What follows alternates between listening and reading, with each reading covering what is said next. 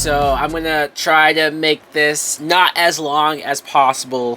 What's going on, everybody? My name is Mike Brown, aka Review King and B. Hopefully, if you haven't seen The Suicide Squad, then you've already seen my non-spoiler review. This is for the people that did see the movie, or I guess don't care about spoilers, because I'm going to get into some of the stuff that I desperately wanted to talk to you before, but I didn't get the chance. The beginning of this film, holy fuck! I was shocked. I did not expect the entire team to get wiped out. And now I know it's a reveal that Amanda Waller used them as a distraction. Fucking bitch.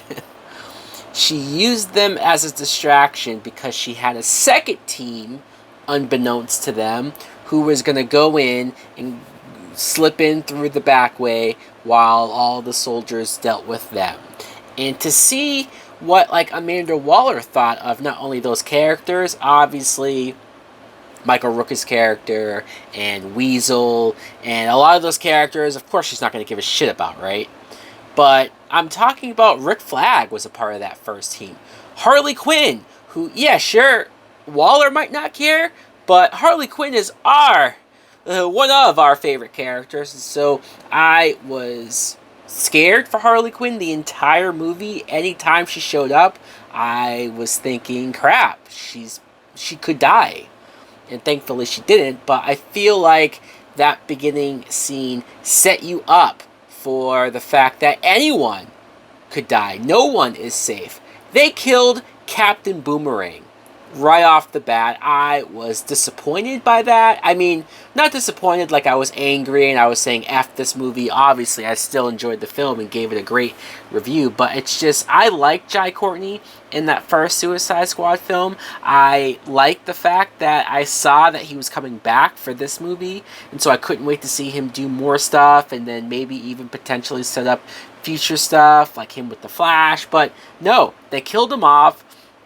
It was shocking, it was surprising, at least to me, and also a little disappointing, but I get it. I absolutely get what James Gunn was going for. But Harley Quinn, she gets taken by those soldiers, and they make her put the dress on. She goes to meet, the president of Puerto Maltese, and he lays out how he wants to marry her because of what she represents to the people. She's the perfect wife for him, and all of that was sort of blowing my mind because Harley went for it. She was like, this guy's hot, he's rich, he's pampering me with all this stuff, clearly nothing that the Joker or anyone else that she's dated has ever done. And so I'm thinking to myself, where is this gonna go? What is this, is she gonna have to sort of turn or something? And then when he lays out his plan and how he's willing to kill kids, or how he has killed kids because of what they have going on with their project, and she just shoots him dead right there, that was great, because once again there was so much that Margot Robbie and James Gunn, because he wrote this and wrote her, the way that she acted, the way that she talked, the way that she behaved was so much Harley Quinn. It felt like this was the first movie where I felt like the animated Harley Quinn came to life. So much of her dialogue, so much of the actions that she did was great. It was great. It was just, again, some of the best stuff that I've seen Harley Quinn do in live action. Idris Elba, I talked about how his character Bloodsport was a dick, was a criminal. That opening scene with him talking to his daughter and how he just said some harsh things to her, that's what I'm talking about as far as these characters are bad people. I know that he becomes likable and does some heroic things towards the end, but they really hit it home that this guy isn't a nice guy, or that he closed himself off from having those emotions and those sentiments. And so I thought that was very nuanced. I thought that was some of the stuff that I thought was lacking from the first Suicide Squad movie. I loved Polka Dot Man. I couldn't believe how much I liked Polka Dot Man. I mean, that actor is great. I've seen him in so many DC or Marvel things over the years. Seems like this guy's everywhere when it comes to superhero stuff. But his character having such a tragic backstory with his mother, who was a scientist from Star Labs that experimented on his brothers and sisters, and a lot of them died, and that's why he has this disease, the skin disease, this rash that does what it does to him. You see those couple scenes where his face is all lumpy and mutilated, and he has to get the polka dots out of him.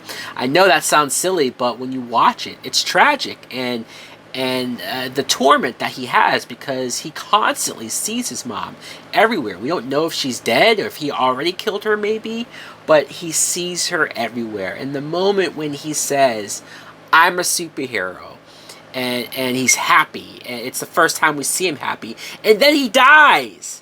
Man, that sucked. Not in a way where, again, F this movie. It sucked in a way where I felt bad. I liked his character. But once again, James Gunn just does not give a shit. Also, Peacemaker sort of turning, or at least having his own side mission for Amanda Waller to keep the documents dark. You know, you don't want anyone to know that the U.S. had a part in this project. And that made sense. Once again, Amanda Waller, total bitch, so it makes sense that she had her own agenda going on. It's very in tune to her character. And Peacemaker, it really tells you what he's willing to do. With a name like that, and how funny and amusing and entertaining John Cena had been up until that point. Hell, that scene when him and Idris Elba have that one-upsmanship where they're killing people on that island. Mind you, people who they didn't even have to kill because they were the good guys or the resistance. that reveal that all those guys weren't bad guys after they already killed all of them was genius. It was great. But once again, John Cena, you feel like, yeah, he might be on edge, he might be unpredictable, and he might be willing to do some messed up things, but I did not expect him to do that and to kill Rick Flag. And Joel Kinnaman, maybe it's partly because he was in the first movie, or maybe it's just because I liked him a lot more in this film, even in compared to the last one, that his death really affected me. I was sad, and I was surprised, and once again, did not see that coming, and it felt like the bad guys were winning in that one instance. And so I think a lot of the deaths and a lot of the characters that did go, as much as it might have sucked in the moment, or as much as I had those sad feelings, they do feel necessary. It did feel necessary, especially looking back and thinking back at how it all played out. A lot of this works, and you don't really see me applauding killing off characters that I like the way that this movie did, but for some reason he knew how to do it. Ratcatcher, and not just her being nice or nicer than everyone else, or the actress being really good, or her rat companion that, yes, I'm just as creeped out by rats as Bloodsport was, but all of the flashbacks and backstory stuff of her and her father, Taika Waititi, by the way, but all of that was emotional, and it was sad, and it was endearing, and so I think that's why I called her the heart and the emotional glue to the group. And Starro, the Conqueror, as the villain of this movie, it actually makes sense. Because I talked about how the first Suicide Squad movie had this big world-ending level event with the big beam in the sky and the Enchantress doing all that stuff, and Starro kind of doing a similar thing as far as infecting random people, which that creeped me out. It gave me the heebie-jeebies. It felt like Alien, like it felt like just a horror movie at that point.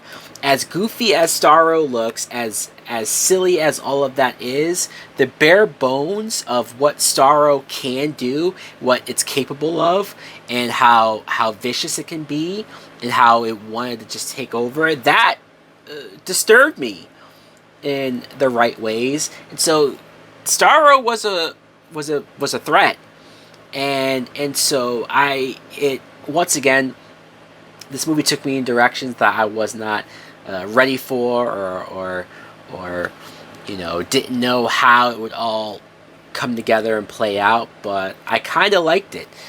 I talked about before, I was getting to the point that Enchantress was too big of a villain for that first movie.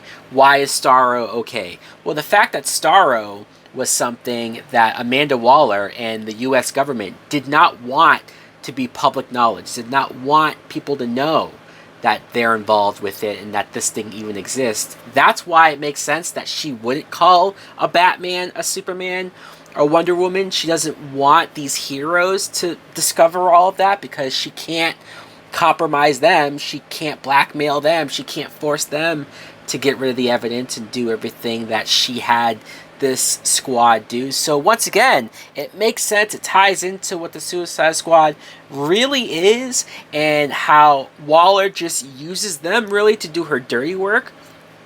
I think James Gunn understood these characters, their purpose, and why they do the things that they do so well, and all of it seemed to come together. The after credit scene, we see that Peacemaker is alive because when Idris Elba shoots him, and it looks like he dies, I was shocked. I said, holy crap, they not only killed John Cena, but they killed the Peacemaker, and we all know about the TV show, so I figured, oh, well, then it's probably a prequel. And that's fine. A lot of other stuff has done the same. We'll just go along with that. And then when you see that he's still alive, it makes me excited for that show. It makes me excited because James Gunn's also writing that, so clearly it's going to be at a different level. Alright guys, that's the stuff that I really wanted to get into. That's what I wanted to talk about. Spoilerize with the Suicide Squad. I loved it. I can't wait to watch it again and again and again. Thankfully it's on HBO Max, so I can do just that. Let me know in the comments below, just spoiler stuff. What were some of your favorite moments? What was the craziest kills? Do you want to see James Gunn make another one of these fucking movies? Thanks for watching. Like, comment, subscribe. Later!